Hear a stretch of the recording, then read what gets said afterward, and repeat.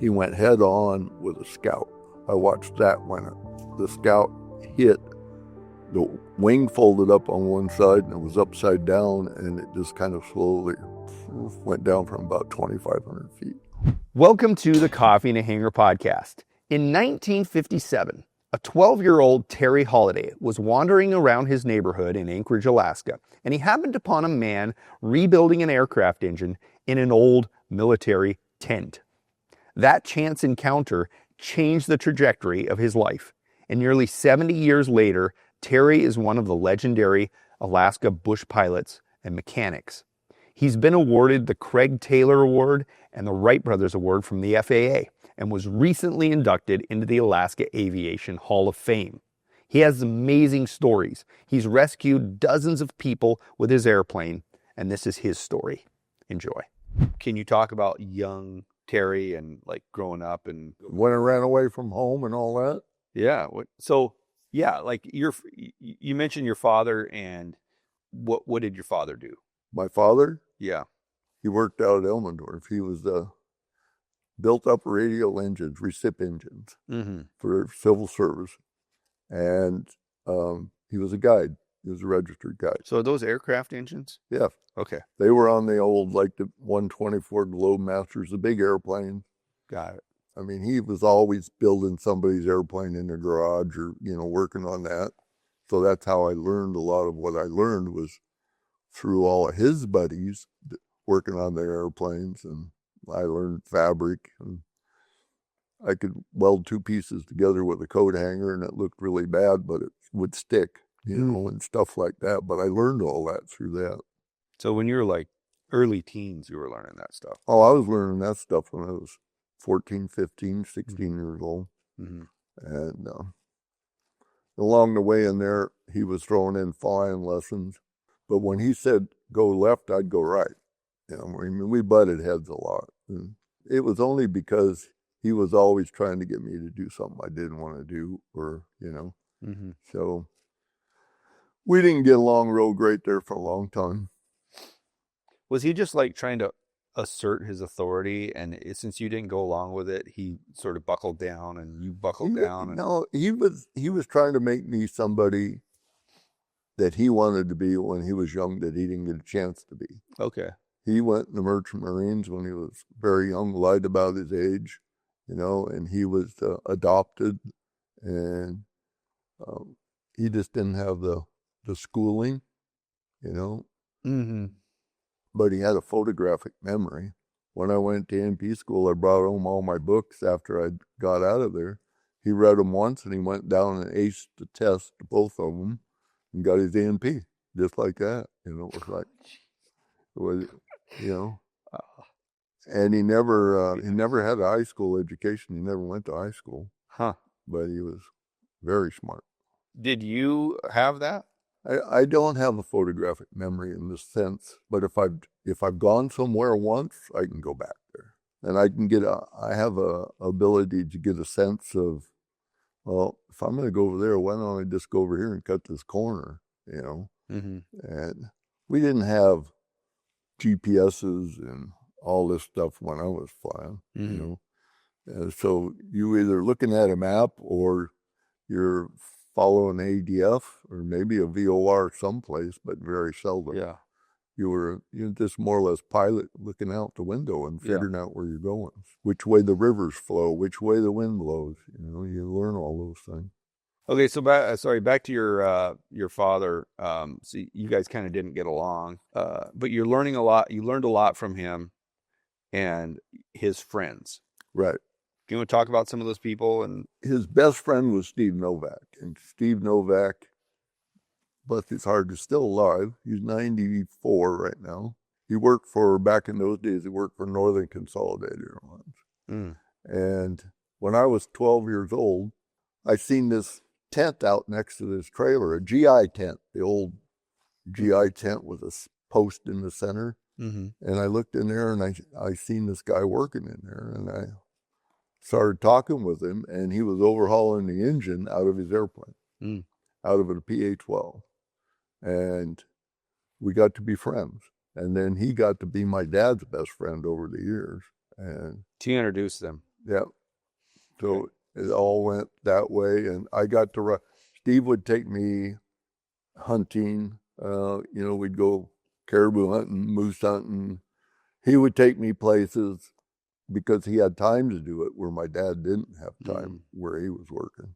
And more or less, I always said he was keeping me alive from my dad.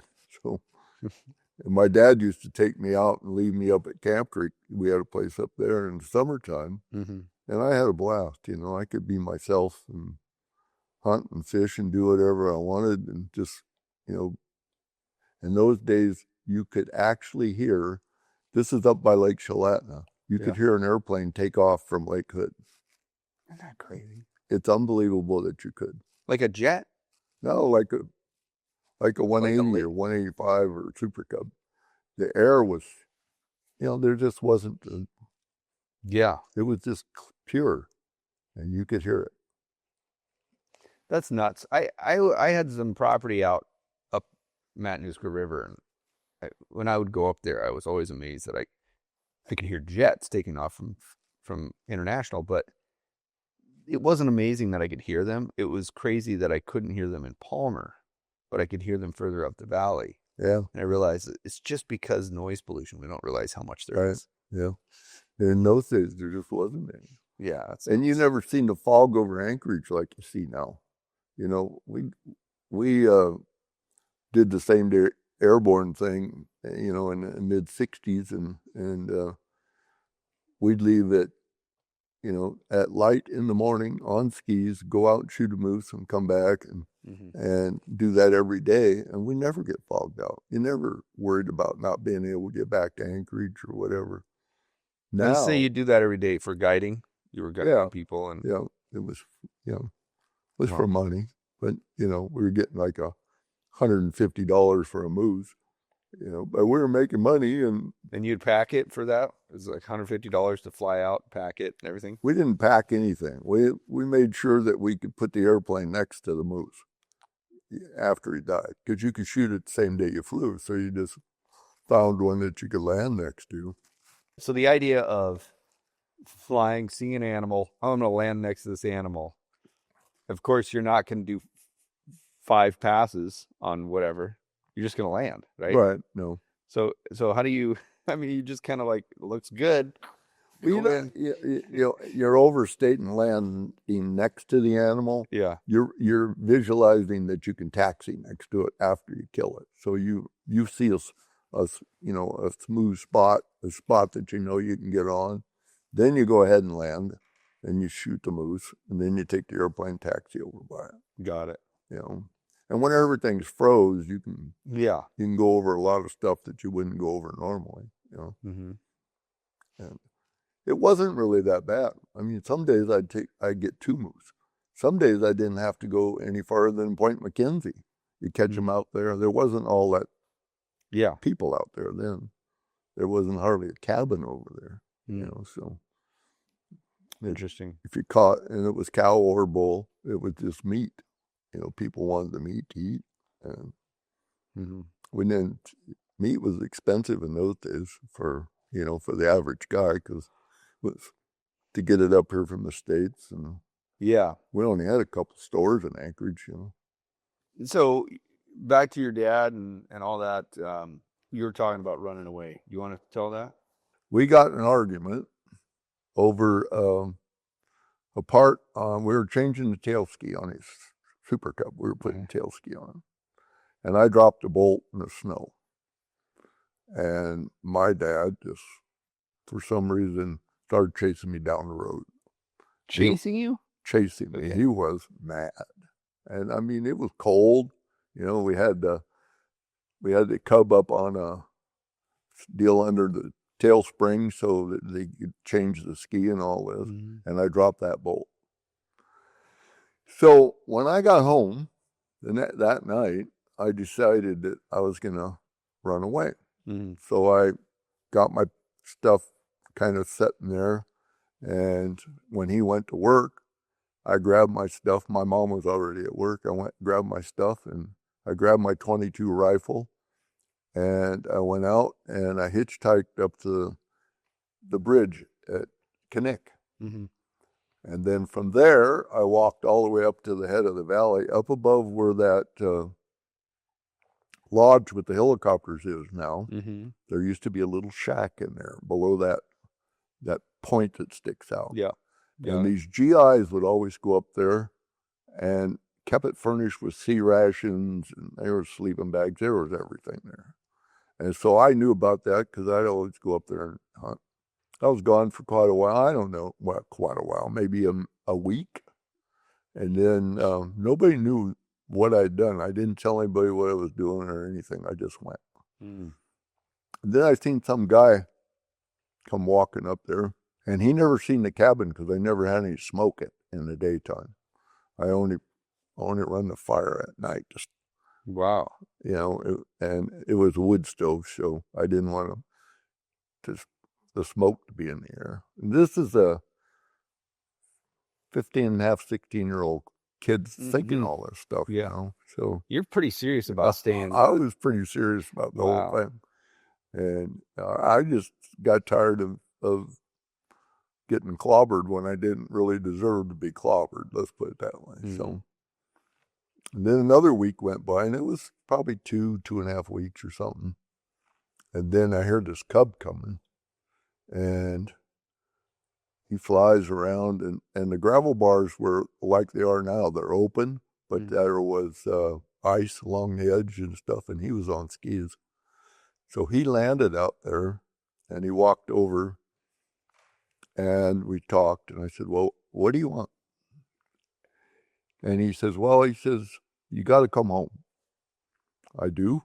He said, yeah, you got to come home. He said, if you don't come home, your mom's going to leave me. So I went out. I thought about it. So then he said, I'll tell you what I'll do. You come home, I'll feed you and clothe you until you get out of high school. And when you're out of high school, then you're on your own. So from that day forth until I got out of high school, everything was fine. No matter what I did or what happened, I didn't get in trouble for it. Wow. Because he couldn't, he made this deal with me. So, and then when I got out of high school and went and got my MP, we had a great relationship from then on. That's so interesting. And the other thing about me is I never wanted to be known as Bill Holliday's son. I wanted to be known as Terry Holliday. And, so I had that in the back of my mind when I was young. You guys sound like you had similar personalities, and you just butted heads. Probably did. Independent. Yeah. Very independent. Being 18 years old, so the earthquake's coming up. The Good Friday earthquake coming up, so. Good Friday earthquake, 1964, correct? And you were 18. Yep. What do we talk about? The whole story of it. It changed your life. It was a huge event. Oh, yeah, I did. Yeah. I tell everybody it was the day I grew up. I had a buddy of mine with me, and we had just gone down Fifth Avenue and turned on to what's now Minnesota. And all of a sudden, you could watch the road going like this in front of us. The road in front of us was rolling, but you could hear that. You could hear the noise. Right. There was a Four Seasons apartment building. If you ever seen the picture of the apartment building they were building, and the elevator shaft was sticking out in the end. And this was a big apartment building. And when we went by the L Street apartments, you could hear the glass hitting the parking lot coming out of the windows. And there was a house on the right that was framed in, and it fell down, and it looked like the aftermath of mumbly pegs or something, with everything just on the ground. It was all framed, and then it was all down. And you could hear, then it was quiet. There wasn't there wasn't air raid sirens or, those kind of big noises. Fire trucks going everywhere that they could go, because the roads were cracked and broke, and there was a lot of that going around. Jeez. But did you keep driving through the whole thing? Yeah, I found my way around. See, but I mean, like, while it was happening, the 5 minutes. No, I drove through. So you made it all the way to Yeah. like, you must have gone quite a ways. I mean, Yeah, it's nuts, man. but I mean, we never got out of the car. Yeah. We slowed down, and then I'm trying to figure out. The kid sitting next to me is saying, "What the heck are you doing?" Might have used a different word than that, but you know. And he was thinking I was jacking around with my car, which I wasn't. And then he got watching, and I'm not kidding you. That pavement was just going like this. It was just crazy. Like the ocean rolling, you know. And it was coming from the north going to the south. And so I lived over next to West High. It was 2-story. It wound up being 1-story after this was over. The top story, they took it off. It was all demolished. It's such a crazy thing to have an earthquake that intense. Yeah. You know, I tell everybody, don't go outside. Stay in your friggin' house. You know, stay in the building. Don't run outside. These people run outside, their driveway opened up. They went halfway down and the ground did this. And you can imagine the rest. Cut his leg off and cut her pretty much in half. And we were getting them all situated, and a helicopter flew over. A little Brantley helicopter. And got up on a mound of dirt and waved the guy down, and he actually landed. Wow. And there was a guy taking pictures, a news guy. So we got him out of there. Mainly pretty close. Got him out of there. I got in, and they put this lady in my arms.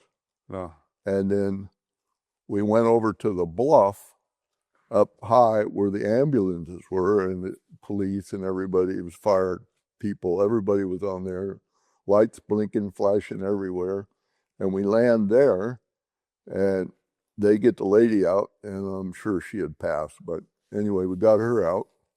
Then we go back to get her husband, and he's got his right leg cut off, but it's hanging there by a little bit of a thread.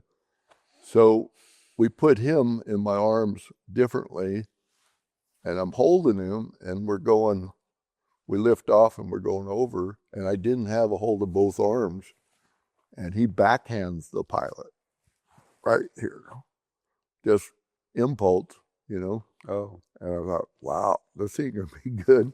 But we got on the ground. He was like just some sort of reflex thing? Reflex, yeah. Okay. He was passed out. So when we got on the ground, then I jumped out. We both, we lifted him out. I jumped out. I got my car, and I went to Providence Hospital where I was working as a temporary until I went to Cordova for the summer for work for the state. And so I wound up working in the hospital for like 3 days straight. What kind of things were you doing? And I was packing people up and down the stairwells and packing food. The elevators didn't work in the beginning. We had to cut all the railings off of the stairwells to pack stretchers up and down until the elevators worked. So there's like a lot of extra help that was needed just because of the damage to the building. So when the earthquake was happening, you guys are driving down the road. Can you talk a little bit more about that? Because it was a really long earthquake. It was 5 minutes. It just seemed like it was never going to quit. The aftershocks were as big as that earthquake we had a few years ago that everybody thought was big. Yeah. But that was the aftershocks were that big. So while you're this crazy day of rescuing people and running around and stuff, you must have had adrenaline the entire day. There's earthquakes happening throughout that day. Oh yeah, it happened at late in the afternoon. So, it was 5 o'clock, 5 or somewhere. Oh, okay. And when it happened, so, but that time of the year it stays light for quite a while. Did you basically stay up all night then? Oh yeah, yeah. See, when I got to the hospital, they tried putting me in the hospital because I was covered with blood. I was wearing, those days, the cool thing for kids in those days was white Levi's and white this and, all this kind of stuff. Well, I looked pretty gross. So I got some green scrubs on like the doctors wear and covered all that up and just kept going. Wow. And that let me get enough gas to go, because everything was on ration. But when I was wearing that, I could go get a couple gallons of gas so I could drive back and forth to the hospital. and worked. There was Dr. Mead, who was at the hospital operating on people, fixing people, knowing that his 2 kids had disappeared interning in the mud. It fell off into the, they never found him. But he kept working. That was everybody at the hospital couldn't believe he'd be doing it, but he was, That would be a crazy decision. I mean, I don't, what is he supposed to do in that situation? Yeah. There was people that were missing that, nobody ever found. They don't, wherever they went. Yeah. But these are the kind of things that you don't really, I don't know. You don't talk about? I think about the earthquake from what I went through. I only think about it every year when somebody brings it up in March. I try to put that on my head. Well, I mean, yeah, was it a traumatic experience for you as a young person, or was it exciting? It wasn't exciting. It was there, and I responded to my best ability. That's what I say. I've done so many over the years. If somebody's missing or if somebody's hurt, go rescue them or do whatever. And I automatically do it. If somebody's missing, I go. If they know somebody's hurt and the weather's bad, I go buck the weather to get them and bring them in. Stuff like that. Yeah. And that started at the earthquake. That's when you became that guy. Well, that's when I seen stuff at the hospital that kind of grew up. Then the gruesome stuff didn't bother me after that. I mean, I seen so much of it there.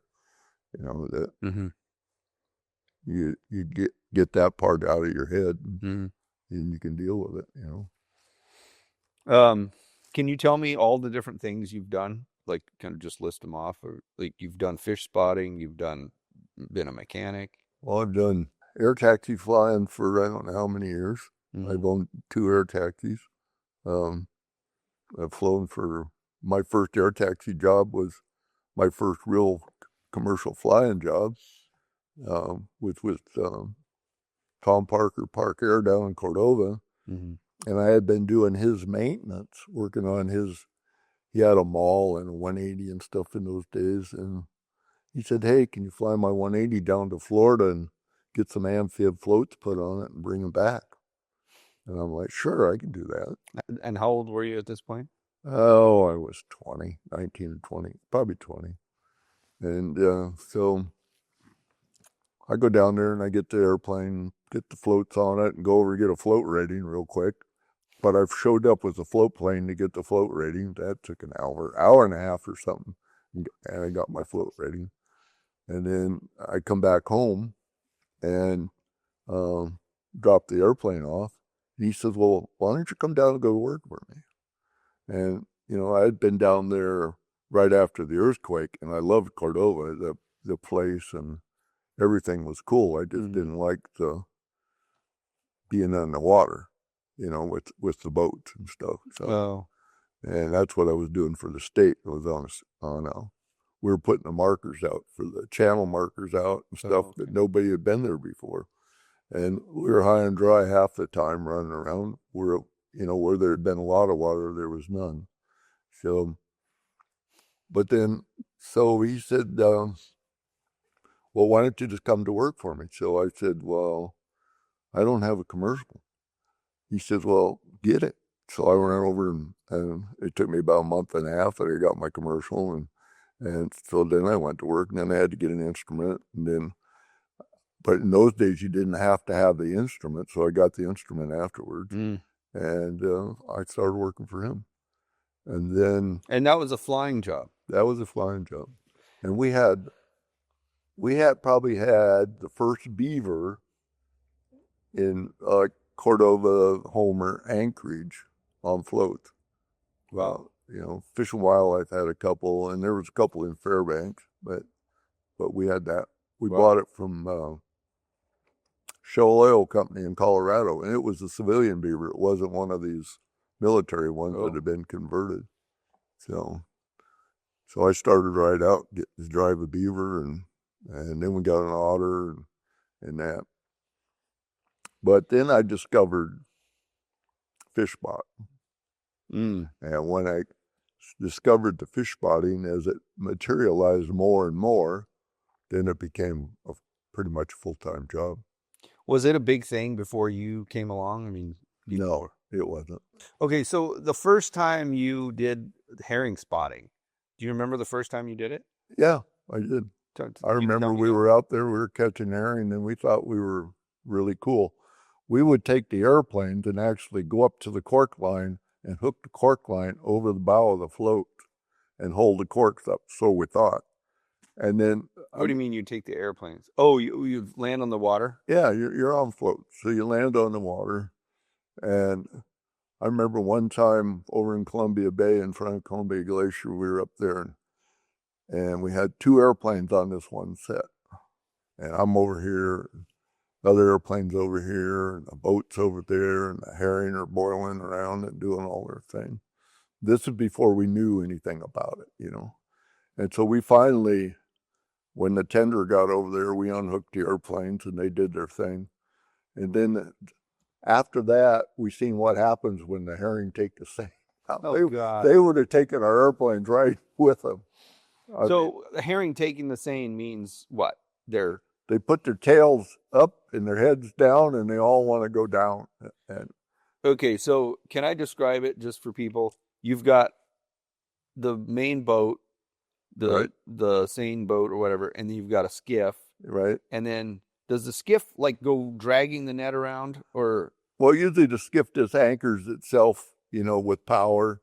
Or you can move the skiff, you can move the seine, but usually the boat is setting. And the boat is letting the net out, and it basically drives in a big circle and encapsulates this school of fish. Right. That could be thousands of or hundreds of tons, right? Yes, it could be hundreds. Hundreds of tons. And so you have this school of fish. They're little fish, but they go, yeah, and they can drag everything down with them. Right. And it's amazing. These seines are 4 strips or 2 strips like Bristol Bay. They're shallower because the water's shallower. So, but sometimes you'll hold it open. Sometimes the skiff will be here, the boat will be here, and the fish are coming down the beach, and you watch them till they get in the seine, and then you close it up real quick.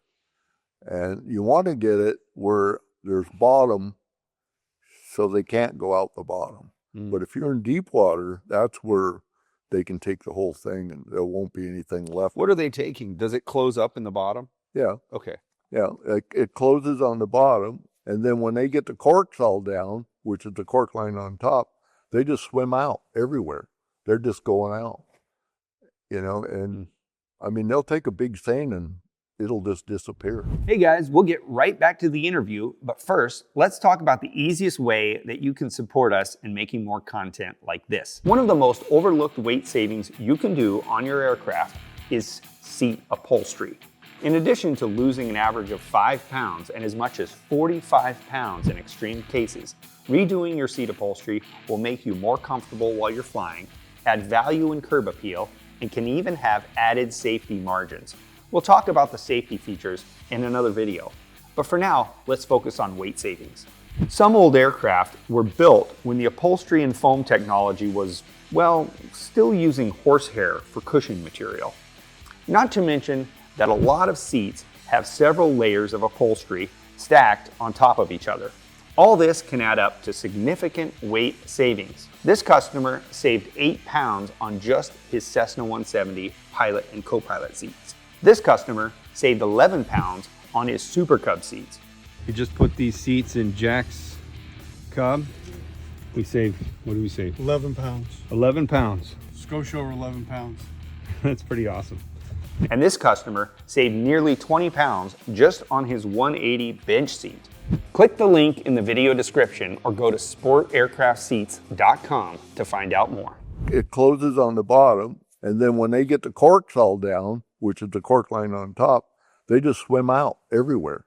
They're just going out, you know, and I mean, they'll take a big seine and it'll just disappear. So you guys thought you were kind of like hot shit. Oh yeah, the plane to saying that, but you didn't really know what the we didn't know what was going on. That's crazy. We learned really fast though. Yeah, you know, but not with an airplane. You learned with a boat. Well, yeah, but I mean, you learned watching from the air what happens, you know. Yeah, and then And then the boats in those days were little boats. They weren't very big. 36, a 40-footer was a big boat. 42-footer was a big boat. But now, later on, it was 50-some feet limit seiners, big boats. They could hold it. But in the beginning, when you get one of these big sets and you go up next to the tender, if the weight got too much, it would flip the boat over into the seine. So they would get another boat or a tender to come up alongside of them and tie the mast, tie everything over to that bigger boat so it couldn't turn over. But before everybody learned how to do everything, there was some trial and error, major accidents. But, boats got wet from top to bottom, but... So you're saying you do remember the first time you did this. Like, how did it come to be? Like, you knew a fisherman and he's like, hey, we should try flying? Or did the spotting already exist when you came on the scene? Can you talk to me? Well, the fisherman I had, you could see the fish. I mean, we could always see fish. Even before the herring fishery started, I used to fly back and forth to Valdez all the time, on just hauling people back and forth. And you're flying over every bay predominantly, unless the weather's really nice and you can go over the top. And you see these schools of fish, all over. They're fairly dark looking, so and then you learn how they're going. You want to watch which direction they're going. You don't want to set behind them if they're going that way. You want to set in front of them. So you were flying for years or whatever, noticing these fish, but the fishery didn't exist really. Right. What you're saying. No, it didn't. Interesting. And so when this fishery started coming to be, then... Aha. Oh, I already know what these fish do. I've been watching. Well, no, I had to learn. You got to learn. You got to learn current. You got to learn, hey, where the rocks are, the bottom. You're continuously learning the countryside, and you have a rough idea year after year where the fish show up. Yeah. And predominantly I used to think, well, herring show up the same place every 2 years in a row. It was my thinking. But every once in a while, they wouldn't show up the second year. They'd show up somewhere else. But predominantly, they only show up certain places. Are they like salmon where they come back to the same stream? No. They just go wherever they want. They just spawn it. They spawn in the ocean. They don't spawn. They spawn on the kelp bed. You want them on the kelp bed. And the eggs attached to the kelp, and that became a whole other fishery in Prince William Sound. Or they're just collecting the eggs after they... Yes, collect. So at the time, or this is with what you're doing, they're catching these fish and then just taking the roe. That's all they want. In the early days, yeah. Do they... Now they take the whole fish. Really? And yeah. So they ground up the fish for food, pet food, and all kinds of stuff in the old days. But like the Togiak fish, they're so big, they're almost the size of a pink salmon. They're that big. Wow. So they take the whole fish and they process the whole fish. You weren't the first person that ever did herring spotting, were you? No, I was probably one of the first people, but But it was kind of an idea that sort of came. Well, yeah, but there was people from Homer, there was people from Sitka, there was there was other people that came along, and then in the heyday when there was 100 of them in Togiak, it was like a hornet's nest out there, and that's when we had a few Midairs along the way, and things got a little crazy. Can you tell me about some of those accidents and stuff? Yeah, Tom Parker, the guy that I started with, he had an airplane I built, an L-19 that I built for a couple of years. We weren't open, we weren't spotting, and he ran into a Super Cub. He got killed, and the Super Cub landed over on Tititlik on the village strip, right in front of me. I was watching the whole thing happen, and you saw this happen? I seen the 180 go. I mean, the L-19 going down, and the Cub coming down, and the Cub more or less when he just comes straight to the village, and turned and landed right on the runway on straight floats. and the prop had cut his spreader bars. One float was up here against the wing, and the other one was down here like this when he landed. And they both, for some reason, flopped up flat, and the Cub fell in the center of them. And there it was. He's lucky. That guy's lucky. And he got out of it. Huh. 2 years later, I think it was 2 years later, the same pilot that was in the Cub was in his yellow 185. And he went head on with a Scout. And the Scout was a little bit below him. And I watched that when the Scout hit. The wing folded up on one side and it was upside down, and it just kind of slowly went down from about 2,500 feet and landed in the water upside down. Those two guys did not survive. Same guy that was in the Cub survived. Doesn't make sense. I'll say that again. Lucky guy. Lucky guy, yeah.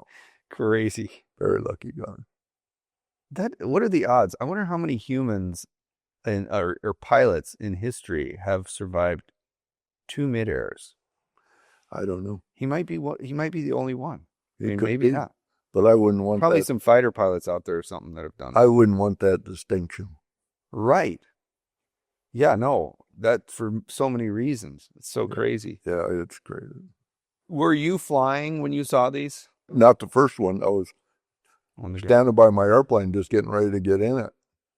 And it was very short. It was just like right there, you know. You hear it? Oh, yeah, you could hear it. Crazy experience, huh? And, but the second one, no, I was flying at the same altitude they were, and I was just behind them a ways. I was behind the Scout, not the 185.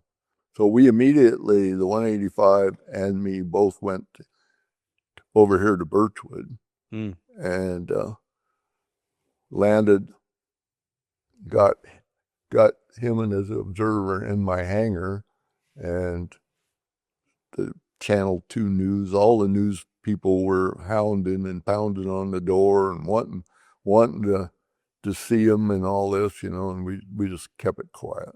That's crazy. Yeah. That's like a whole nother aspect of that I wouldn't have thought of. Everybody was wanting him to go to international, have him foam the runway and everything, because the Scout's prop just went down the bottom of the one float and just ripped the bottom out of that float. Have him what? The runway? Foam it so he could land in, you know. Oh. But it didn't need to be foamed. I mean, you just landed out here. And, what is foaming? I don't. What is it? well, if you're going to land with a gear up, like bigger airplanes, they'll foam the runway and let them go in so it doesn't start a fire. What foam? Like what is it? I've never like heard of that. Soap suds, you know, it's foam. Are you kidding me? No. How have I never heard of that? You've never heard of that? No, I've never heard of that. Oh yeah. That's what they do. Giant soap sud machine. They have a foam truck that, you know, and it makes it slippery. Huh? It makes it slippery. Yeah, it makes it slippery, but it cuts the sparks out so you don't start a fire. Got it. Everything, there's a lot of magnesium on the undersides of these airplanes with retractable gear. And you get that on fire and you don't put it out until it's out. So, was that common to do midairs back then? You talk about them just buzzing around like flies or whatever. There's so many airplanes and how did you guys manage all that? Well, if you think about it, then you wouldn't be out there doing it, you know. Really? Would you? If that's all you thought about, well, I'm going to have a midair? No. Well, it reminds me of flying up in Kinnick in the spring before anything else opened. Oh yeah. It's like, what am I out here today? You gotta, you know, you keep on the ball. But most of the midairs we have, the season wasn't open. Do you think that it was because they weren't on high alert? Because they're like, yeah, I think it was because they weren't on high alert. How many midairs were there in fish spotting over the years? I don't know. There was a couple out in Bristol Bay. There's a couple in Togiak. There was a couple in Prince William Sound. There was a 180 and a Cub in Prince William Sound that nobody got hurt. They both landed in the water. And part of one airplane went through the windshield on a Cub. If you can imagine looking out your windshield, and here's a hole in that windshield, it would be about right between your eyes. Mm-hmm. where a piece of this 180 float went shooting through the windshield and it didn't hit the guy. It was like he must have, moved over one side or the other. But I always remember seeing that when they brought that airplane in on the boat. It looked like a 50 caliber bullet hole right in the center of the windshield. Under one.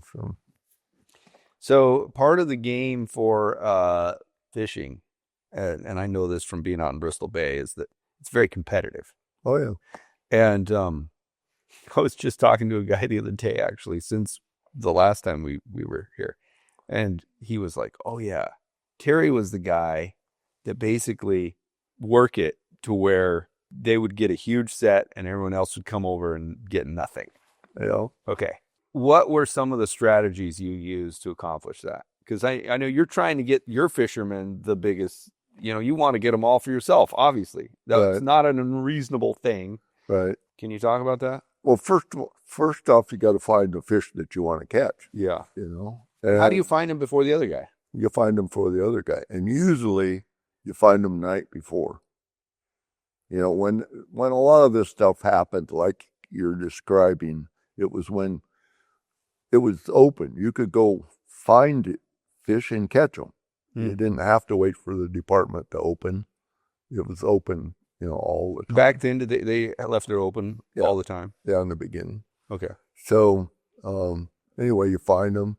And then you kind of got to get your fishermen to where the fish are at daylight in the morning without telling the rest of the fleet where they're going. So they have their part. They got to meander How out. do they do that? They meander out like they're going somewhere, and then they double back, so to speak. Or they wait until it's really dark, and then they make the break and go where they're going. One time, long ago, it was, we were on one side of Prince William Sound. We were over in Galena Bay. And I went over and looked at Montague right at dark. And here's all these fish. So I told my guys, you got to be over at Stockdale Harbor at daylight when it's ready to go. And the biologist had left it open. And he said it was going to open at 6 o'clock in the morning, something like that. So we didn't have any competition. We were over there. We were the first boats there. Because they went at night. Yeah, because they left, And so we got the big sets, and they were good fish, and everything worked out. You get those kind of things once in a while. And the radios that we use are secure. In the beginning, it wasn't that way. Everybody had these Bearcat scanners that could hear all these other channels, and if you think your cell phone is you're the only one that's going to hear the telephone conversation, no. Yeah. They got scanners for cell phones and stuff. So it's a big operation too. Something I'm realizing is you had a tender that has to the tender actually is the one that brings the fish out of the water, right? They pump them out of the seine. Yeah. Right, but they're still in the water. Oh yeah. So until they get on the tender, you don't know. Even then you don't know anymore. Really? It used to be they'd give you a percentage. They'd take all these samples out of the set before they would pump it. Oh, to make sure that this is what they want. And make sure that's what they want. Because otherwise, you're just letting them go then. Right. And then they give you a fish ticket that would say, well, this is 10.5% or whatever it was. That's what you knew you were going to get. But nowadays, I don't know what the... Oh, so because the percentage of roe is important. Right. And so they don't know. They just process it and then tell you how much. The percentage of roe versus the size, the volume of the fish, how big the fish is, how much it weighs, and how much the roe weighs. And, they convert all of this into dollars and cents. So in other words, can I just kind of like paint this picture just for my own sake here? So you've got the seine boat, you've got the skiff, you got airplane up here. So it's 3 vessels. And then you got the tender. And the tender is pulling up alongside this whole operation. Right. And then they go put a hose down and suck a few fish up and go, okay, we got 100 fish. We're going to cut out 20 of them or whatever and see how much roe it is, weigh it, and then go, okay, this is a good batch. We're going to go ahead and pump these into the boat. That's it. And then what you're saying is they would sort of go, we're going to take an average and we're going to tell you right now how much you're going to get. Basically. So as time went on and you gained a reputation, was it harder to keep people off your sets? Some of the guys in the beginning used to follow the boat. Yeah. You know, they just latch on to one boat and follow it. Like one boat following another boat? Yeah. So they're like, that's the boat Terry's spotting for. I'm just going to follow them. Yeah, that happened a few times. But, you know, predominantly, pilot wants to catch his own fish, you know. A lot of times, Togiak, for instance, is so big. Mm-hmm. I mean, you can be out of position and then you're done because you couldn't get to where the fish are in a day. You know, and they can be out to Cape Newingham and you're over in Kalukak. So you're like, it ain't going to happen. Especially if the tide's going the wrong way, you're definitely not going to. So that's a big part of the spotting thing is how many hours a day are you just out flying, just looking, just sort of taking it all in and trying to find fish? When the fish are there, you're out there pretty much all the time. You know, you're pretty much if it's open and you're a fisherman, or if you have a market, your market's not flooded, if you haven't filled your market, you know, you're out there all the time until you do. Mm. You might spend all day and not catch a good fish. Yeah. And then right before dark, you might get into good fish. Yeah. You know, so you got to pretty much be there all the time when it's open. Mm. And then when it's not open, you're still, you know, out there. Were you refueling, like having to fly back to Togiak to refuel or whatever? Do you have like a land next to a boat and fuel up or something? Or No, I always stayed away from the boat. why is that? Well, predominantly when you needed fuel off of a boat, you know, they would be in a set. They would be holding cork. They'd be doing something that you couldn't get fuel from them. Yeah. So I always made, wherever I did, I had the fuel. Mm-hmm. I never had to. They had fuel if I ever needed it. Yeah. But I predominantly did not rely on the boat. You ever had any boat airplane incidences? Where's boat airplane meet? You know what I mean? No, but I seen other guys did. But you know, I had the advantage of flying off the, you know, for a living in the Sound and servicing the fleet, you know, during salmon season and stuff, and going up to boats all the time and being around the boats. And I pretty well knew what to commit to and what not to commit to, and pretty safe. In the water that you can land in, it's kind of not. It kind of like that's your limit, right? Where you can't land in super choppy water, right? Like what's the biggest wave you can land in? Yeah, I don't know. I rescued a couple people in probably the biggest water that I ever would have landed in, and probably today I probably wouldn't have landed, but you know, in a beaver, and it was big. It would put the tail in the water, going back, and it was bringing water over the windshield going when it come down. It was really rough. How do you take off when something like that? Wind was blowing really hard. More or less put most of the flap down, if not all of it down. Had nose up trim, and I didn't worry about the 36.5. I just went full power. When the tail went back into the water here is when I opened the throttle hard, and it hit the top of one wave and we were in the air. And so you're kind of, the waves coming like this and you do this and you power up and you come over the top and I bounced off the top of that wave. Wow. And it stayed in the air. But you got to remember but I was empty. I had no seats in the airplane. I had maybe 15 gallons of gas in the front tank on the Beaver, nothing else. I'd been hauling fish off the flats, off of the gill linters. So I had been hauling tubs of fish in when the guy come over and said I seen some people in the water on the other side of Hawkins Island. And so I threw him in, and we went over there, and sure enough, there they were. And I just swung around and instantly landed just short of them and had to work my way up to them because I didn't want to go past them. And then it took him a long time to get them up on the float and get them in the airplane. and They probably weren't able to move hardly. they were pretty hypothermic. It was a husband and wife, so it was man and woman. They were on a hatch cover, just, but they were been in the water for how long? Because he was coming from Valdez, and he just happened to see them, down there in the water. They had been on a crab boat, on their crab boat with crab pots tied on deck, and the boat rolled over because they had the crab pots tied on it. And it wasn't a very big boat, but it was choppy enough that it rolled the boat over.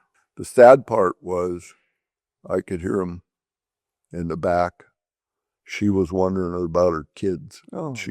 They had 2 kids, and the kids were on top of the flying bridge in sleeping bags, just laying there, and that was the sad part.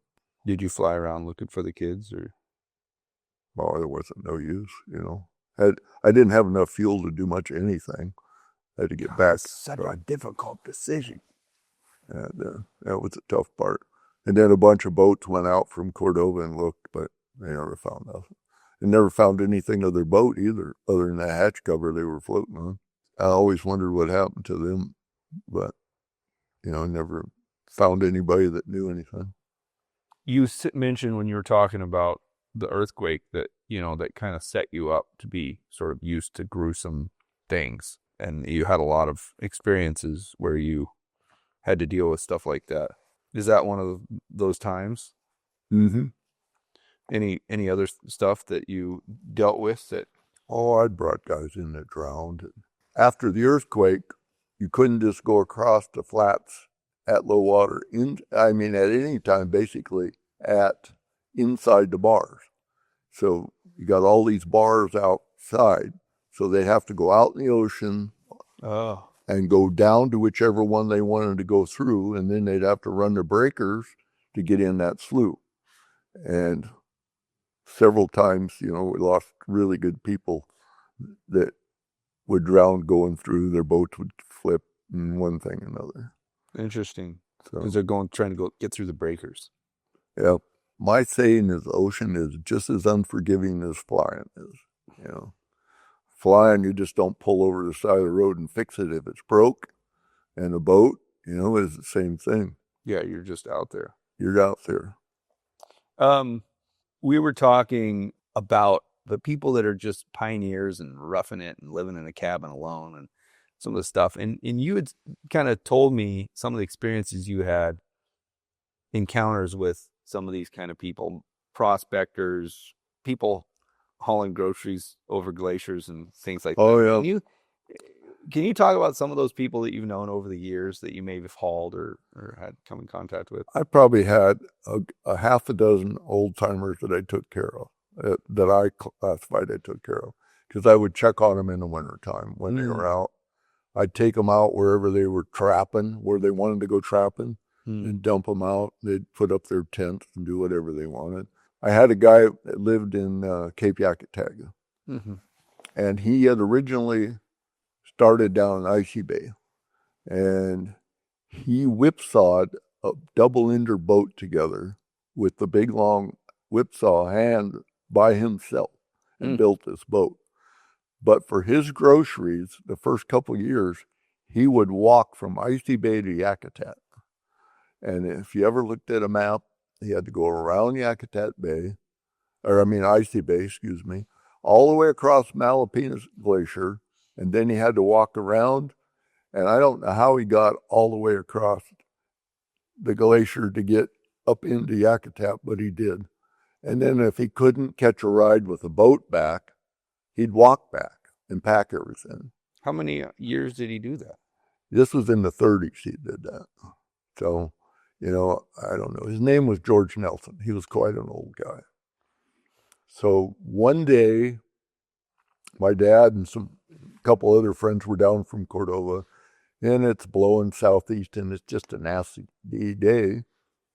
And I get a call from the FAA. Hey, you got to go pick this guy up in Cape Yakataga. Well, it's blowing hard, real hard.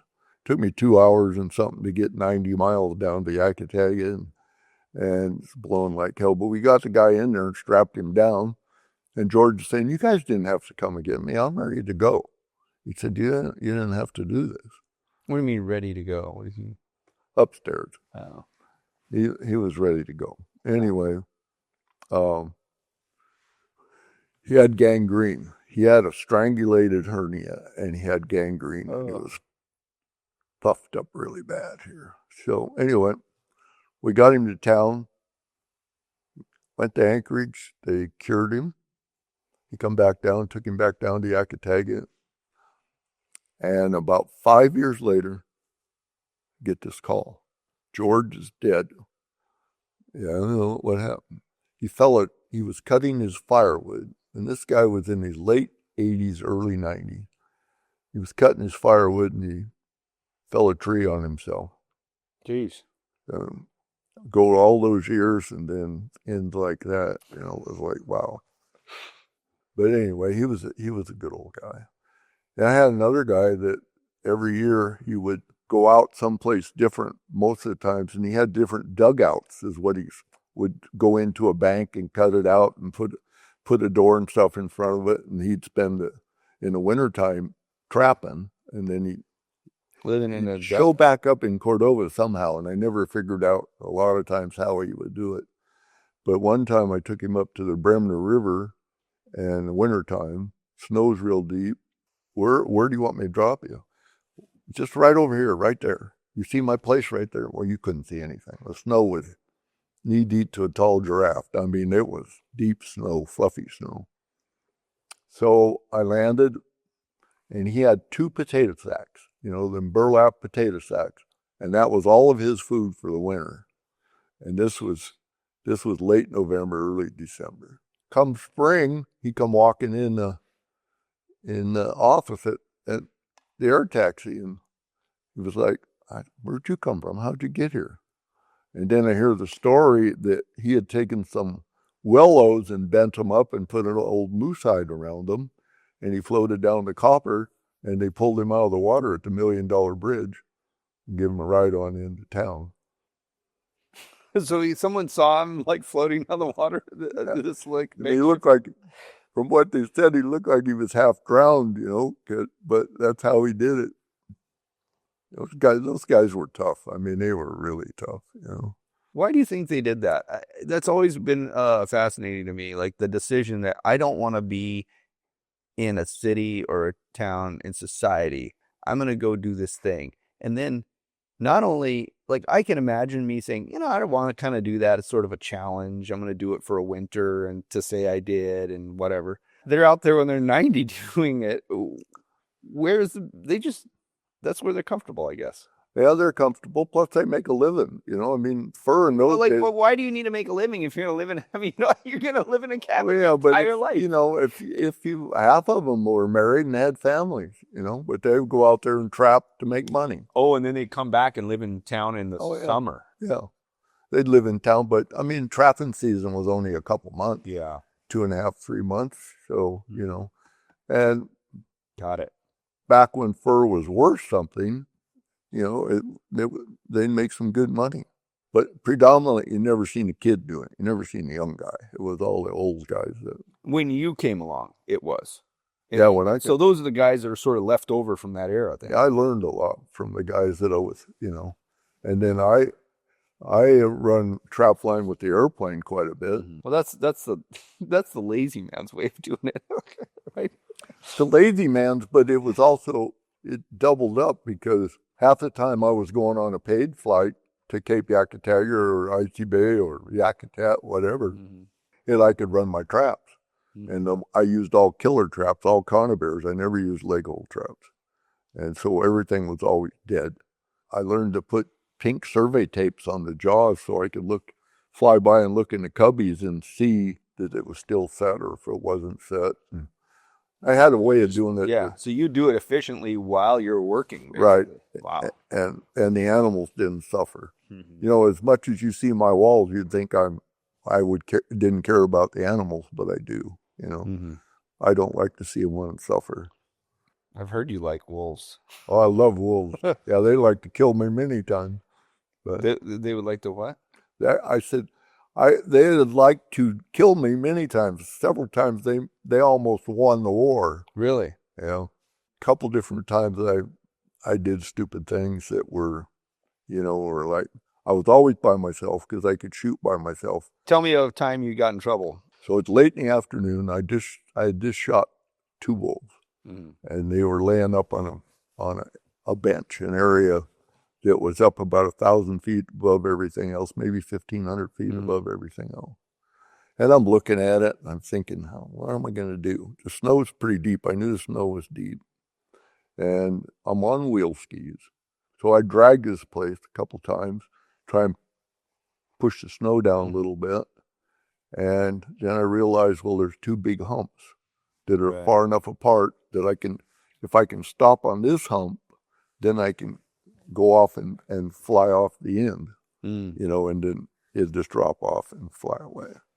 So I land, and as soon as I land, the airplane goes, chunk, falls over in the snow. So then I get out, and I get my snowshoes, and I snowshoed out in front and got the airplane leveled back up, got that all squared away.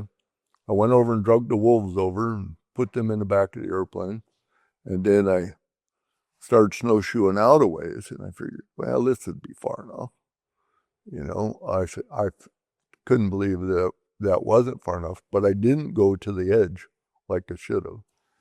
So I get back, get going, and then I realized real quick, I'm not going to have enough speed to go off this thing. But there's no way I can stop and try and go back. That ain't going to happen. So I'm going. So at the end, if I would have snowshoed it out, I probably would have just fell off, but I didn't. It pitched me up instead of letting me fall off. So it pitched me up, and I actually fell through, and I'm going down this hill. I'm going down the side of this mountain like this, on the snow. Wow, like what kind of grade? I mean, it was steep. And are your skis like buried in the snow essentially? No, but I've got enough speed to fly, but I can't make it fly because I can't rotate it. I'm more or less stuck to the side. Huh. So, jeez. And on my left is a ridge coming down like this, and I'm coming down like this, and we're going to meet. But we still have a long ways to go to ever get to the bottom because I'm up high. And so we meet, and all of a sudden, just bang, boom. The airplane exploded, and I figured this. So, and then I'm flying. Wow. But I realized then that I've got the stick all the way over to my right, and I've got a lot of right rudder stuffed in it to go straight. Anyway, so. And believe it or not, I will tell you for a fact, I never looked. You never looked out at your... I never looked. Really? If I would have looked, I probably would have spent the night somewhere over there because I probably would have put it back on the ground. Was it a conscious thing that you didn't look? Were you just like, I'm not going to look? I just told myself I wasn't going to look. So wow. I got across the Copper. I'm over in Martin Valley across from the other side of the Copper River, and I get back to Cordova, and it's just dark. It's just getting dark. And the hangar door is open, and I land and taxi into the hangar, right up to the hangar and push it inside. Close the door, and I get out of the airplane. And of course, you get out on the right, all the damage is on the left. And then I walked around and I thought, oh my God. From the landing light was flat right up to the front spar. It was just literally flat. So it just taken off like that much of your wing? No, it pushed it up. It flattened it. If you took that leading edge. Oh, I see what you're saying. So it's just like you took everything, all the front ribs are flat, but right up flat. Oh, man. And the only thing that saved it was it didn't rip the fabric. So on that leading edge. But then I walked around on the backside, and I'm walking around, and the alders had gone over and split the fabric on top of the wing and between a couple of the ribs, and split the fabric on the aileron in 3 or 4 places.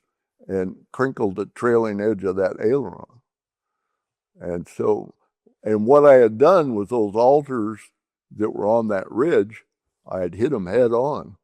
So I got to take care of these wolves. I took them home. And then I go back and I start draining fuel out so I can pull this wing off. But I had to drop my belly tank to get at the aileron cables to undo them under the stick. And that's when I realized what my major problem was, that my belly tank was full. So I had 30 gallons in that belly tank. Which you thought you were lighter. I thought I was way lighter. I should have gone out there easy. You want to tell me why your hangar door was standing open? Or because I would leave it open. It wasn't actually my hangar, but I had the use of it, and that's where it was.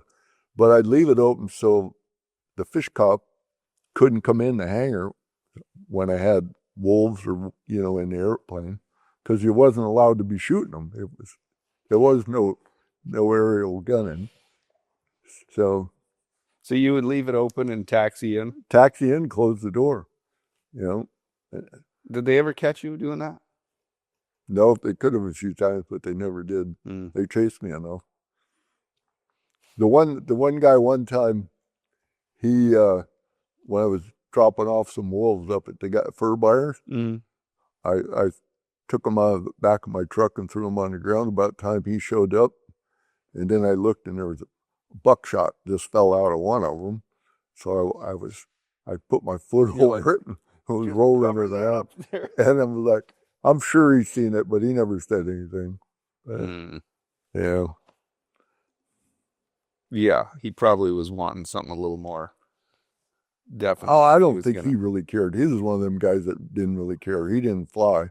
The ones that flew were the ones that wanted to get you, Why is that? Well, it probably was something on the record that made them look good, that they got somebody that was shooting wolves when it shouldn't have been.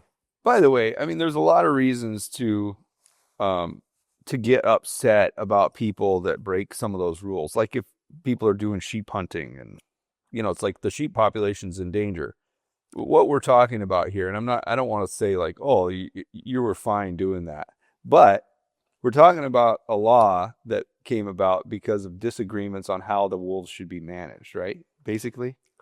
So used to, they would pay people to go out and shoot them from the air. Oh, yeah. And then all of a sudden, no, it's illegal and you're going to get in trouble for doing it.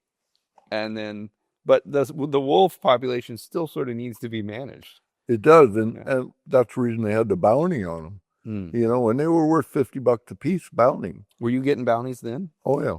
Oh, yeah. But you had to land and shoot them in order to get the bounty. No, you could aerial shoot them for a bounty back in the days when it started, yeah. Yeah, but at the time that this story where you had the hangar door open, you taxiing in. Oh, no. The bounty was done by then? Done. But the furs were, then the wolves started to be worth $300, $400, $500 a piece. So then it got to be that way. But I never, I just had a thing, I love to control the population a little bit. Can you just talk about that just a little bit? That you had a thing? Like, what do you mean? Well, I grew up doing it from the time I was 14, 15 years old. The guys would take me, my dad and his buddies would take me to shoot coyotes out here along everywhere along here. There was nothing here. So, we'd go out. There was no road across the flats. And coyotes were $25 a piece. So you could go out on this time of the year. Now that the days are getting a little longer in the afternoon, you can make it, you can get 4, 5, 6 coyotes. It was $150. Well, that was good money in the early 60s. That was a pretty good home run when you do that. Yeah. And there was tons of coyotes. And you guys, and they took you because you were a good shot. Yeah. So that's so cool. I learned how, And then to shoot by myself, I just happened to be the right size to make everything work in the cub. And I'd leave the bottom half of the door up, and I'd set my shotgun. I used a Browning Auto 5, and I'd set it right there. And then I'd run the throttle with my elbow, and I'd run the stick with my knees. Hey guys, we'll get right back to the interview, but first, let's talk about the easiest way that you can support us in making more content like this. So this is where we put all of the jobs that are in process. A lot of these are done and ready for shipping. Let's look at how they get to that point. We have patterns for hundreds of different seat models, but if we ever get a seat in here that we don't have a pattern for, the process of making that pattern is actually kind of interesting. This was out of an otter, and we just made this pattern, and so we're gonna show you the process of how that works. So over the years, we have kind of figured out what's comfortable and those shapes and sizes of lumbar and position and things like that. And so what we do is we take those measurements and those already defined characteristics, and we three-dimensionally draft those. This is Jacob, by the way. And we draft them, or he does, into the computer, and we make this thing. And then we can see how the two pieces of foam will interact and how it'll look, and we can kind of visualize how we want the cover to go on that. Then we go to the other program, and we'll actually flatten all those pieces and make the actual patterns. Once we have the patterns done, we'll cut them out on this table. This table is a CNC. It uses a rotor blade or a drag knife that actually cuts against this surface here. And there's little holes in this surface, and that there's a giant vacuum, and it sucks the material down to the table, and then it just cuts it out. So once we've cut the leather out, or the fabric, that's actually only about 10% of the manufacturing process of making a seat like this. There's a lot of little steps that have to be done prior to sewing. And then once you start sewing, there's a lot of tiny little things that need to be done before all the major components come together. And this is where we do all that sewing. Each of our sewing stations has like all the raw materials that they'll need to assemble the seats, like the thread colors, all the threads, the bobbins, the Velcro and things like that. Also, a lot of our seats have decorative stitching, so like an offset larger thread just to make it like pop.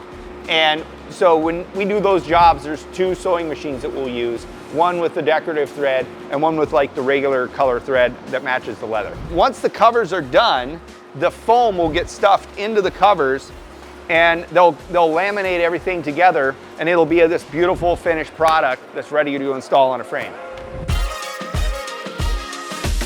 All right, guys, that's a short tour of our shop. Thanks for watching. Back to the podcast. Remember, you can just go to sportaircraftseats.com, check it out. And then I'd run the throttle with my elbow, and I'd run the stick with my knees. And I didn't try and kill you're like this. You're doing this number.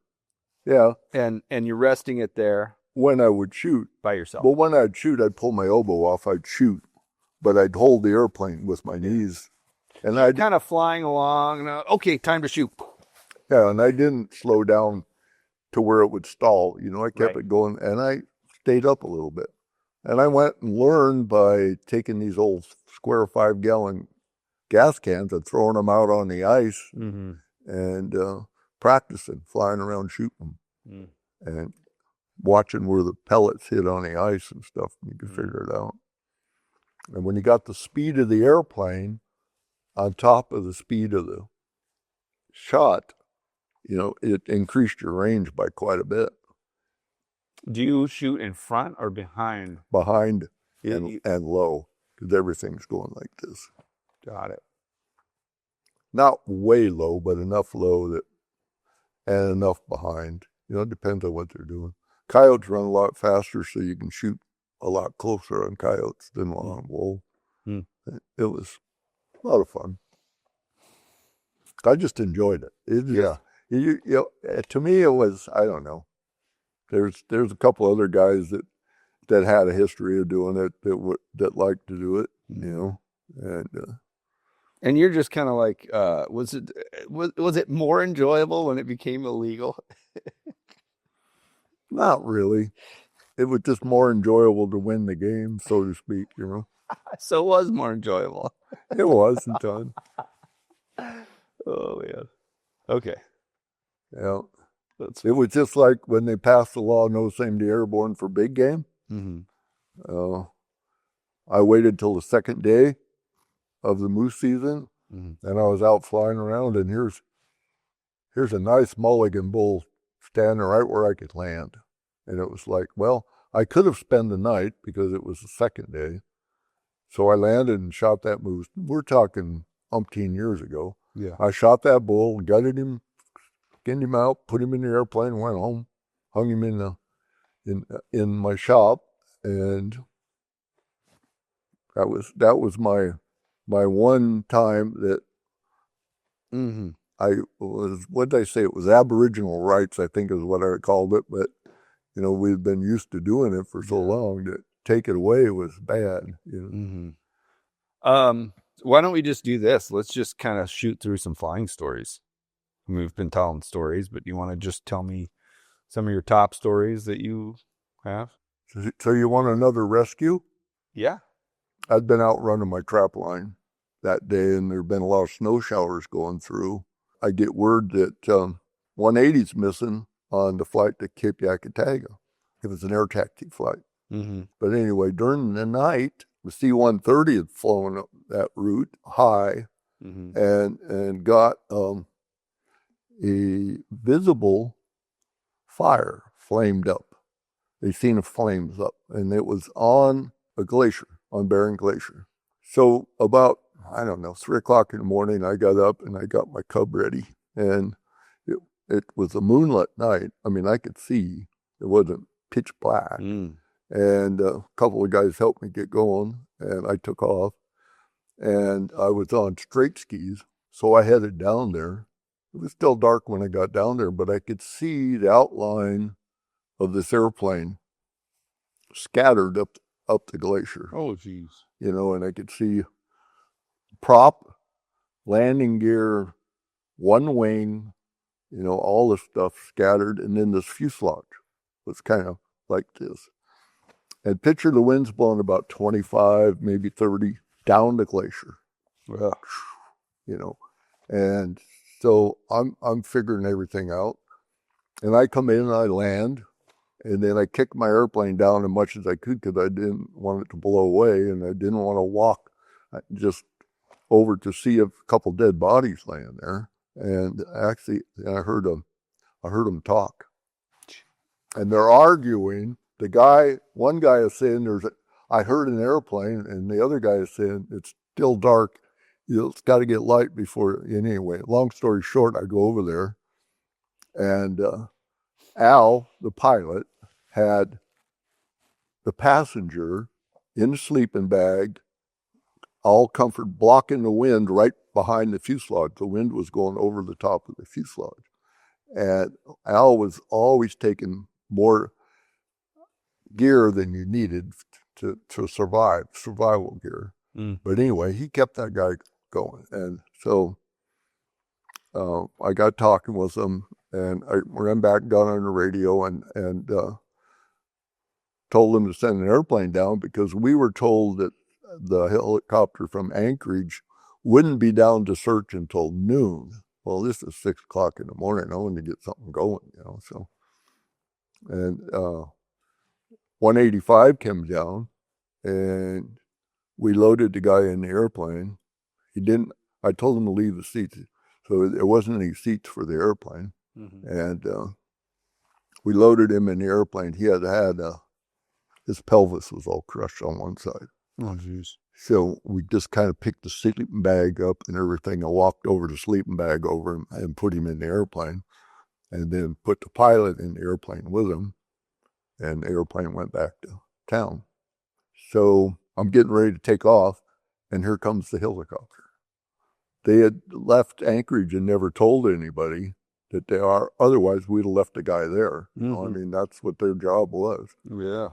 So this guy, he lands, and he comes over, and we told him what was going on. And then he goes back to Cordova, and I seen him back at Cordova.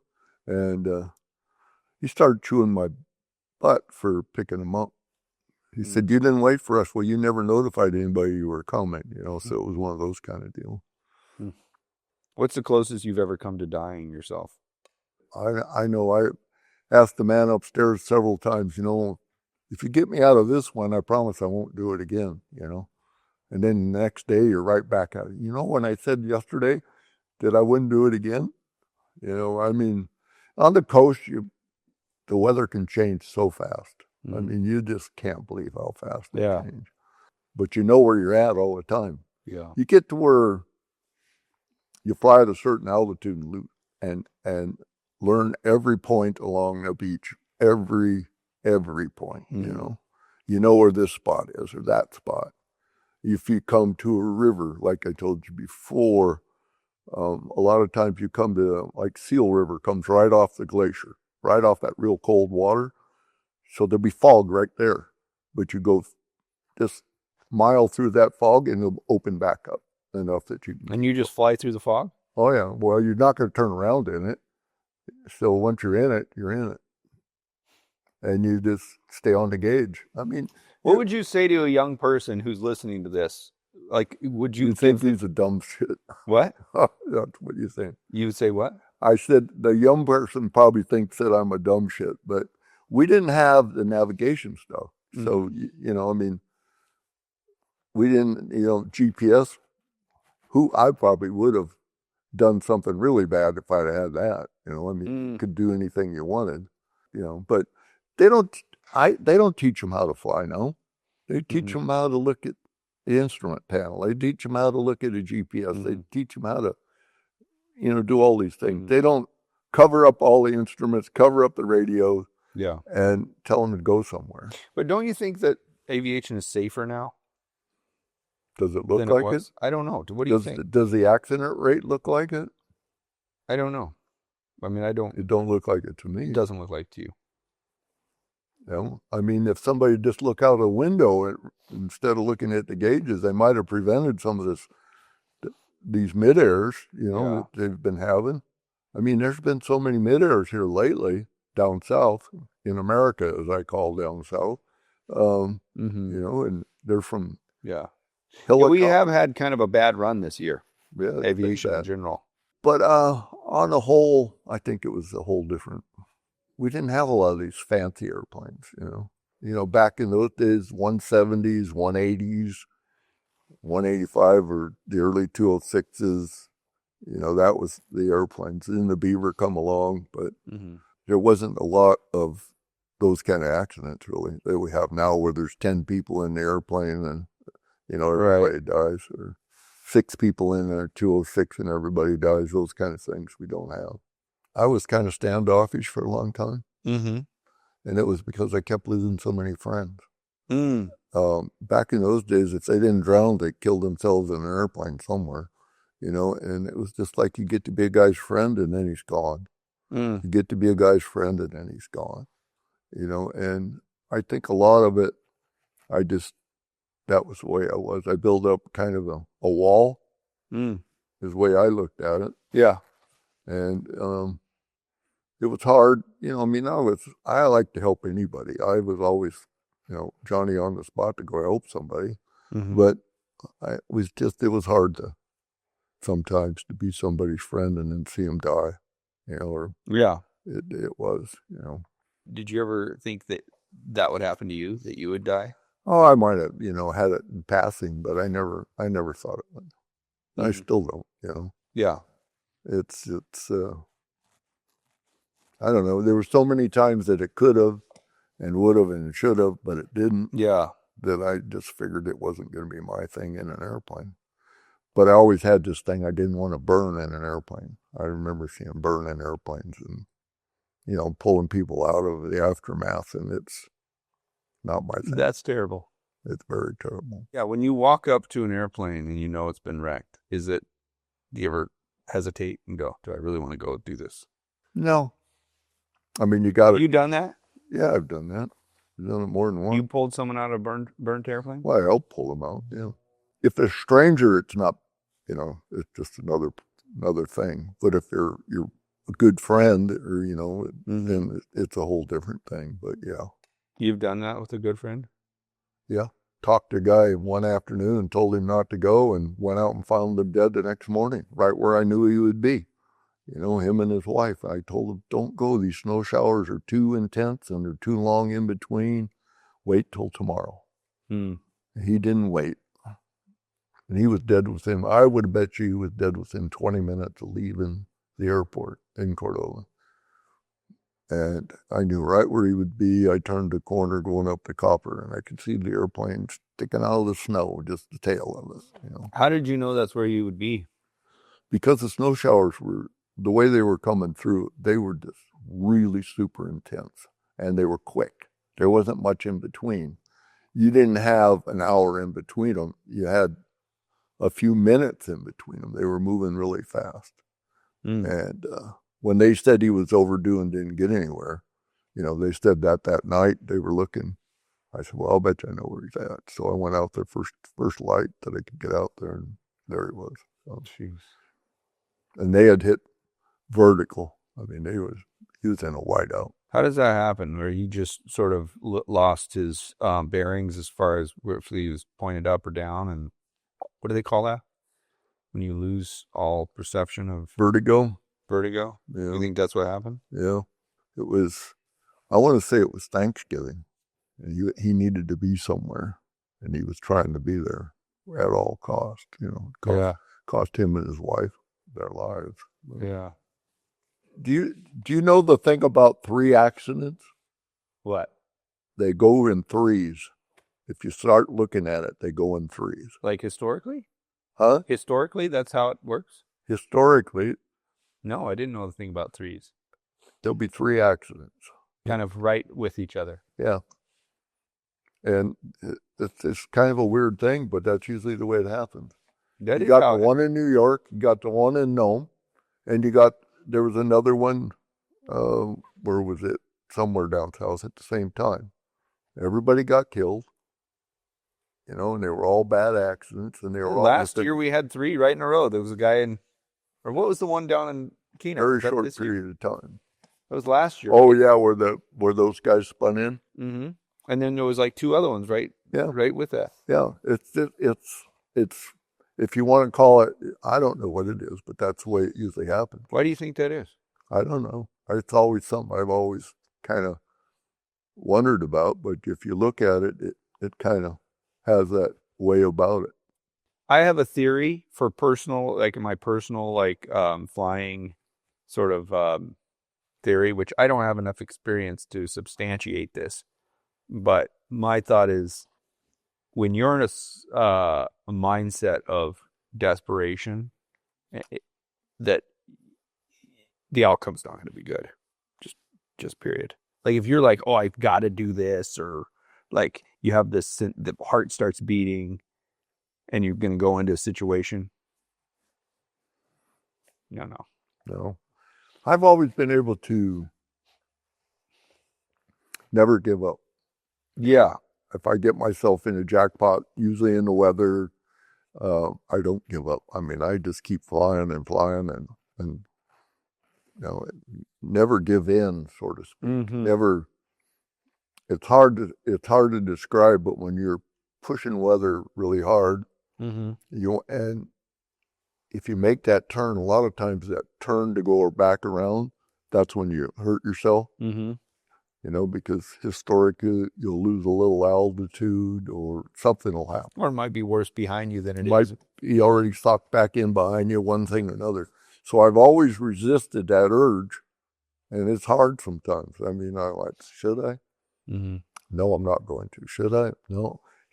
And we had a guy in Cape Yakataga that would always give us weather reports, and he'd tell us, you know, well, it's good here. I can see wherever, you know. And I listened to that guy one time, and I got myself in a really big jackpot because I don't know where he was looking, but I was in it from Cape Suckling all the way down to Cape Yakataga. It was snowing really, really hard and bad, and I'm following the foam line down the beach and keep waiting to pop out to where this guy says it was good. And I get to Cape Yakataga, and there's like 10 inches of snow on the runway and all this. And he said, well, it was good until just when I hung up on you, but you never bothered to call back. So you learn not to rely on people, what they're telling you. You know? Yeah. So and I'm sure that if my passengers would have said anything, or anybody would have said anything to break my concentration on what I was doing, you know, I probably would have I don't know what would happen, but I was so concentrated on flying the airplane. I had the altimeter set. I had everything going. I could see the foam line because it doesn't leave, and I just followed it all the way down. I got down there, and I could barely get to the end of the runway from the beach over to the runway and got on. 2 hours later, it's clear all the way to Cordova.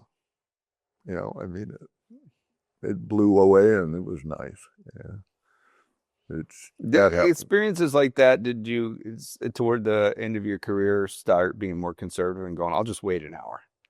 Yeah. Oh, I learned to be more conservative sometimes, you know, but it's like when you go through it and you know what you just went through.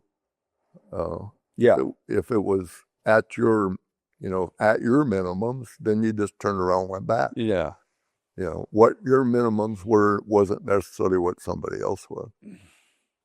It's funny because I feel like we started out kind of talking about you and your dad butting heads. And it's like, here we have an incredibly stubborn man, you know?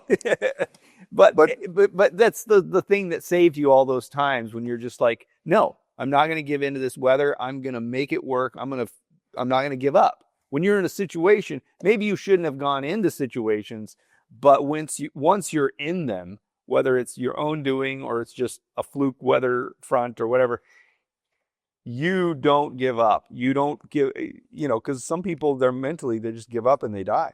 Well, that's true. I mean, that's a lot of it, you know. Okay, I know you're like Alaska aviation history buff. Was that something that always interested you? I mean, when you came along, there was already a lot of history. Oh, yeah. Were you learning the history and were you curious about it younger, or did it take until you got a little older that you started being curious about guys that came before you? Well, I was always curious how they got around. I was always curious what the first guys did. Really? How they got somewhere. When you were young? Yeah, when I was young. If you were sitting here and somebody wanted to go to McGrath, well, how did they get there? Did they go from here, or did they go up to Fairbanks and go down, or what did they do? How did they know where to go? Yeah.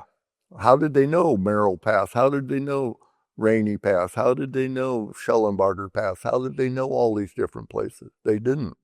So they had to go. Yeah. You know. Well, there's some dog sled knowledge there, right? Well, dog sled knowledge, but I mean, that's not flying knowledge. Yeah.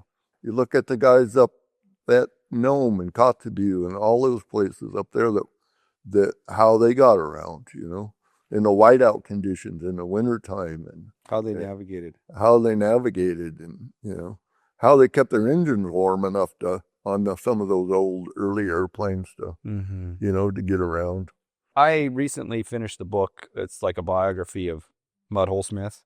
Yep. And it talks about when he first came to Alaska. Of course, he came after the really early pioneers. He was like in the mid-30s or something when he came up here. Yep. But one of the first people and one of his sort of heroes when he came was Harold Gillum, who I know you really like. Harold Gillum. Yep. Harold Gillum operated a lot of those pilgrims. He was really like the pilgrims. Right. So, but the thing is he had said, it was like his first flight because he just shows up and they're like, hey, get in this Stinson and go to Chittenden or something. Chittenden or McCarthy. McCarthy. Yeah. And he's flying up the river and, you know, gets in weather and he's kind of turning around and going back and forth.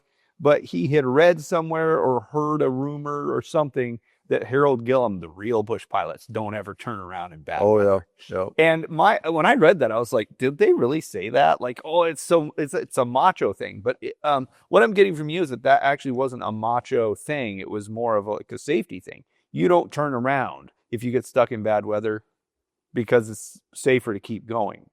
A lot of times that was my theory. Yeah. Excuse me. It was. But it's not, I mean, I don't want to say like, hey guys, decision time, you know. You don't want to say that. We're not giving advice here, but it's just an interesting thing. You're not saying that. Because every situation is absolutely different. Yeah. But that was an interesting story, how he went back and forth up and down the river, tried to. Yeah. He told me a story about being in the Tonsina Roadhouse and the weather was snowing and the weather was bad. And all of a sudden, Harold walks in, puts his oil up on the stove and having a cup of coffee and talking to everybody, and he had just come in. And these guys are all sitting there waiting for the weather to break to go somewhere. Right, and they've been there for like days. Waiting Yeah, or something. I think the story goes they were like days. Yeah. So then he asked if anybody wanted to go to Cordova. He was going to go to Cordova, keep going. So these guys said, yeah, and they jumped in with him. And Mudhole was glad they did because he sat there until the weather got better, and then he went, And Harold made it, so. Crazy. Yeah, and if people watching don't know anything about Harold Gillum, which, I mean, he's really famous, but, like, he died in 43 or something. Yeah. So this is all taking place in, like, the 30s. In all the these 30s, stories. Yeah. The technology of the 30s. Yeah. I heard one where he was flying over above the clouds, and then at one point he just goes, oh, this is it. And he circles down, and there's the town that he's going to right under him. Yeah. I believe it. A lot of the theory is that my theory was that he didn't suffer from the inner ear like most people do. Yeah. Where you get vertigo. Mm-hmm. I don't think he got vertigo. Yeah. I think he always knew what he was doing. And if you look at his very first start when he flew out on the Bering Sea and found the people in the wreck and found all that, and he didn't even have a pilot's license. He was just out there. Mm-hmm. But if you look at the guys that flew over the North Pole, back when they just headed out. Yeah. Those guys, you wonder, I mean, that's gotta been a trip where you don't know if you're going to get to the other side or what you're doing. Oh, they 100% didn't know they were going to get to the other side. There was a high chance. It's a high probability, I think, that they didn't. Yeah. So Ben Eielson did that. But the thing is he was notorious for getting lost. He had a horrible sense of direction. Yeah. And then he went, I didn't know this until recently, that he had gone down and spent a lot of time working on his navigation skills that summer, or that winter or whatever, outside. And he kind of came back ready. And then they did this epic flight that is just like mind-blowing, the navigation. But you'd have to be so mentally challenged on that, Will you talk about why that was hard? Why is it difficult? I mean, just initially you think, oh, cool, they flew over the pole, but why is that? Yeah, but if you look at the magnetic error that you get from being up there in that area, yeah, how do you compensate for it if you've never been there before and you never know what's going on? And predominantly, I'm sure they didn't have good weather. And the closer you get to the magnetic pole, the more often you need to change your heading. Like, let's say the pole's here and you're flying along. Yeah. You got to change that. They had to change their heading like every 7 minutes or something at one point. But if you look at like the ADF, yeah, an ADF, it'll get you there, but you might go all the way around to get there. It'll always point where you're going, but the drift, the wind drift or whatever's happening, you might I see what you're saying. go 10 miles out of your way to get to where you're going. Yeah, but so what's the and I don't know what they didn't have ADF. So no, they didn't have they were didn't have anything. As far as I know, they were strictly compass, but I'm sure they had radios. I'm sure they had HF radios in those days. You think so? That would work. Yeah, I'm pretty sure they did. It would I don't know about it would have been very high frequency, and it wouldn't have been to navigate, but they could communicate. I don't know. I don't know if I mean, I'm not going to argue with you about it. I don't know. I mean, there's lots. I don't there's think lots they had of, radios. There's lots of books on it you could read. Everybody had their own opinion of what happened.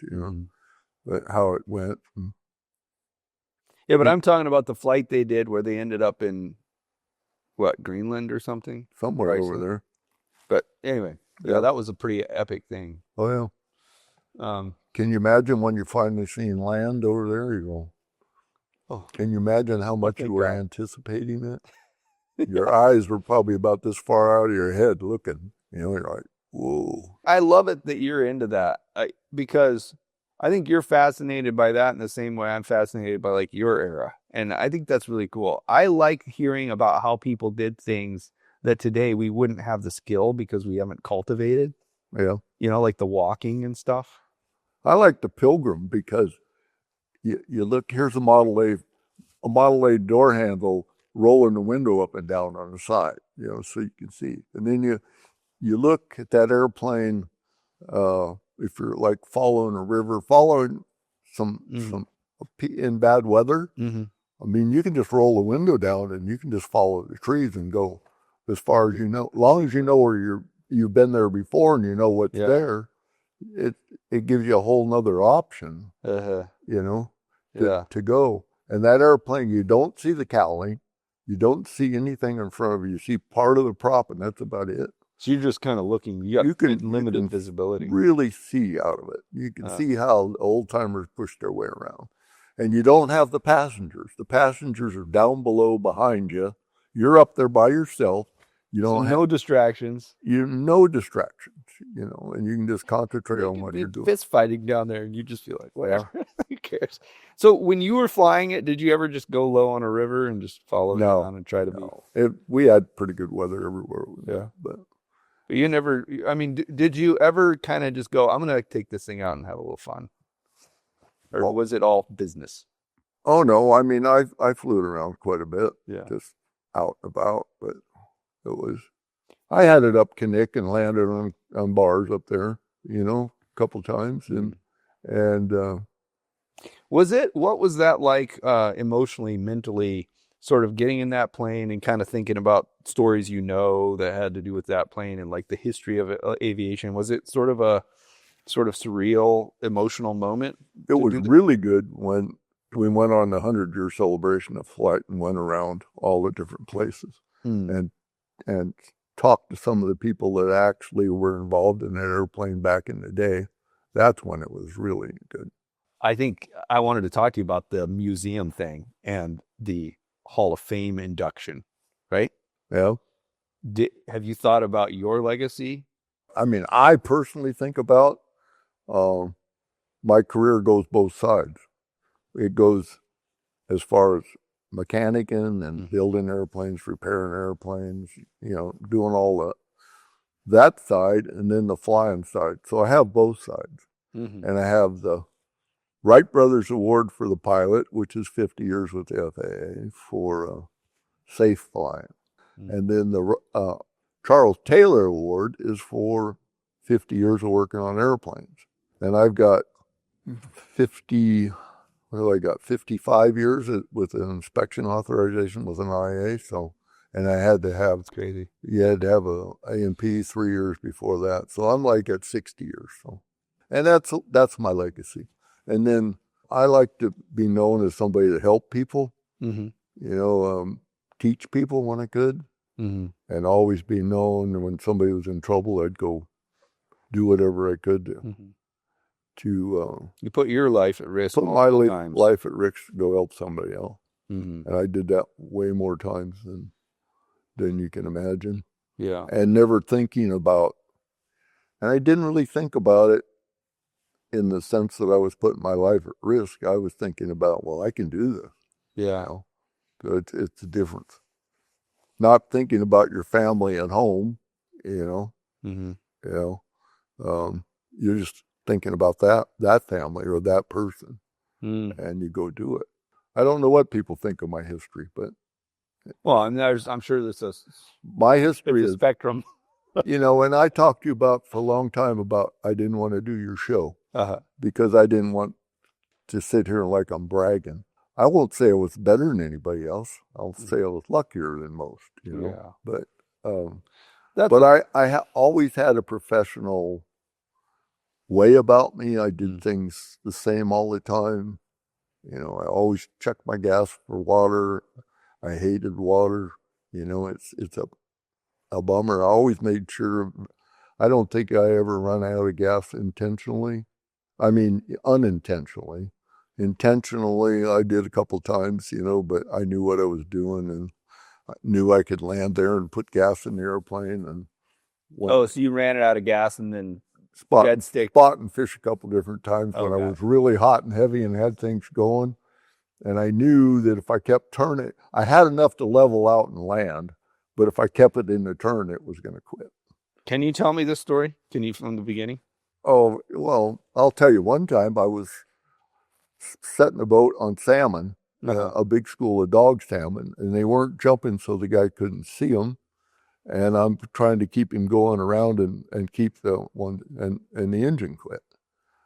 But I knew I was real low on fuel. And I rolled it level, and the engine caught. I kept going around, and then it quit again. And I rolled it level again, and then I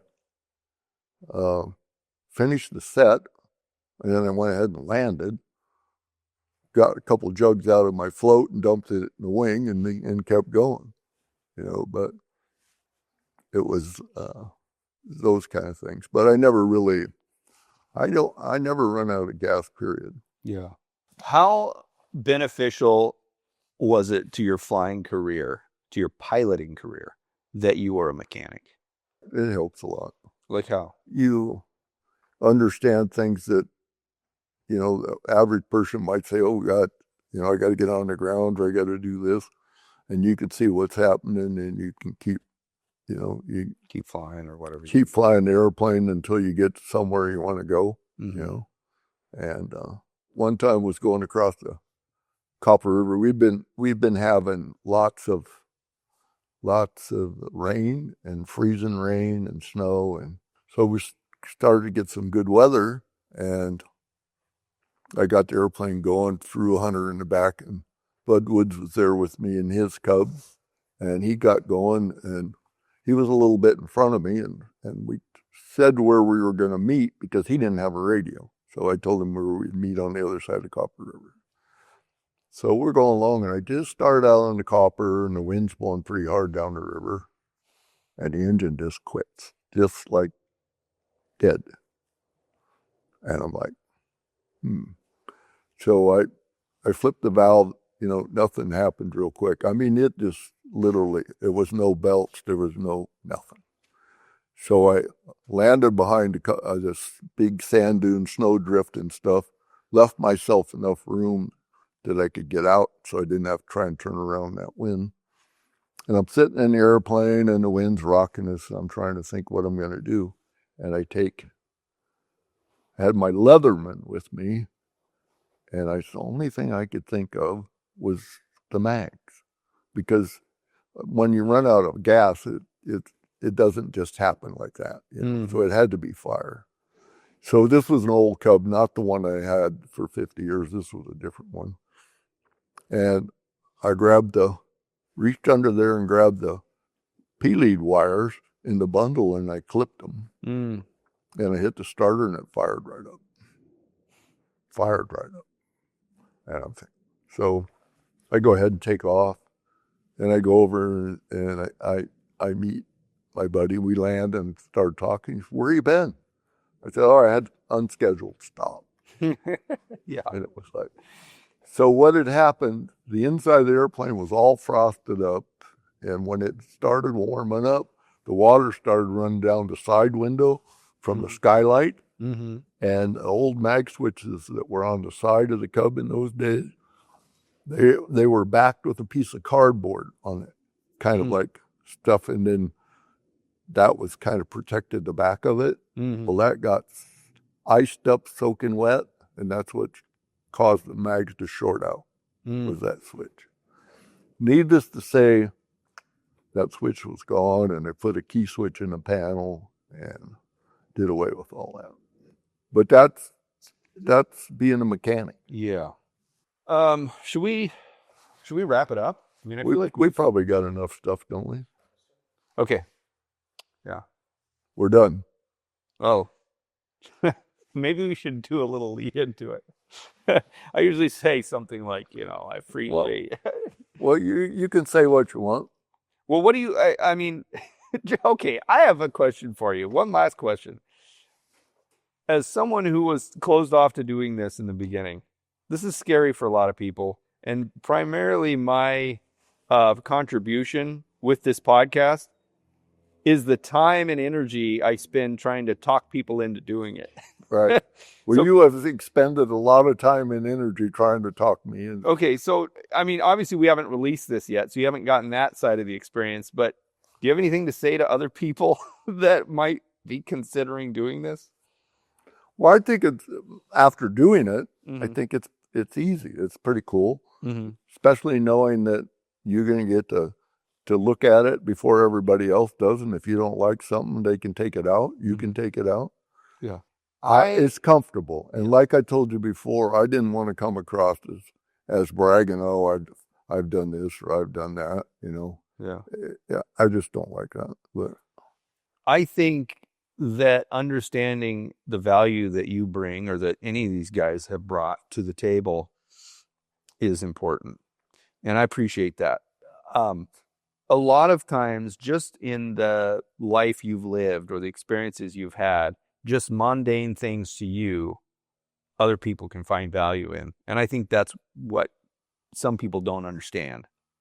I have people contact me from all over the country, and they're like, hey, I've been watching those. I'm getting information and stories and things that I never knew from those guys. And like, Right. I just appreciate it. Keep it up. That's pretty cool, right. you know. Anyway. Well, if you can teach somebody like, let's Lake Clark Pass, Mm-hmm.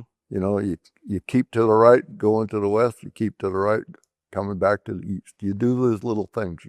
And if you teach them that it may be blowing really hard, but if you go low a lot of times, it's better than going real high. Yeah. You know, all these little things that you learn, if you can pass those kind of things on to people, some of this stuff is worth doing. Cool. Thanks. So for we're this. good. Yeah, we're good. Thank you. All right.